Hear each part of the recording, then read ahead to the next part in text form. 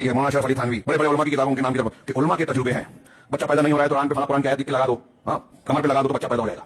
कुरानी अमाल तज़किरतुर रशीद उसमें एक इजाफा है तज़किरतुर कि अगर बच्चा निकल जाए तो पकड़ना डालो, वरना आते भी बाहर आ जाएगी। इतनी पावरफुल है वो आयत, हाँ आते बाहर आ जाएगी, बच्चेदानी बाहर आ जाएगी। हाँ मौलाना अशरफ अली थानवी, मैं नाम लेकर बयान कर रहा हूँ, इशारे में नहीं बोल रहा हूँ, ये अकायद का मामला है। अस्सलामु अलैकुम। जनाब रिजवान साहब बूढ़े हो गए हैं लेकिन बेगैरती और मक्कारी अभी तक खत्म नहीं हुई है। इन्होंने हज़रत हकीमुल उम्मत रहमतुल्लाह अलैह की इबारत पर एतराज़ किया है, जबकि हज़रत हकीमुल उम्मत रहमतुल्लाह अलैह ने ये मसला खुद अख़ज़ नहीं किया, बल्कि ये मसला हज़रत ने नकल फरमाया है इमामुल हिंद शाह वलीउल्लाह मुहद्दिस देहलवी रहमतुल्लाह अलैह की किताब से।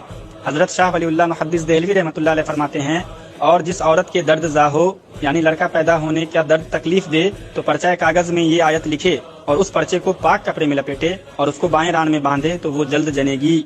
और इसी तरह गैर मुकल्लिदों के बड़े उलमा नवाब सिद्दीक हसन खान साहब ने भी लिखा है कि जिस औरत के दर्द ज़ा हो तो वो पर्चा कागज़ में ये आयत लिखे और उस पर्चे को पाक कपड़े में लपेटे और उसको बाएं रान में बांधे तो वो जल्द जनेगी। नवाब सिद्दीक हसन खान साहब को गैर मुकल्लिदों के जाली मुहक्किक ज़ुबैर अली ज़ैन सलफ़ी उलमा में शुमार किया है। रिजवान साहब जिसको अकायद का मामला बता रहे हैं वही सेम अकीदा तो आपके घर से निकल आया, पहले अपने घर को देखिए। जनाब कहते हैं इतनी पावरफुल आयत है कि बच्चेदानी बाहर आ जाएगी, इनको शर्म नहीं आती। इनके बड़े सूफी अब्दुल्लाह साहब से एक शख्स ने अर्ज किया, मेरी कई लड़कियां हैं, लड़का कोई नहीं, दुआ कीजिए अल्लाह ताला लड़का अता फरमा दे। सूफी साहब ने इसकी बात सुनकर जमीन पर लकीरें खींचना शुरू कर दी और साथ ही लकीरें गिनने लगे।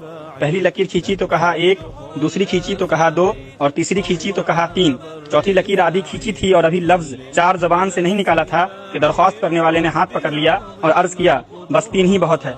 आगे लिखा हुआ है कि इस अमल का असर यह हुआ कि 3 लड़के सही और तंदुरुस्त पैदा हुए और चौथा 4.5 महीने के बाद साकित हो गया।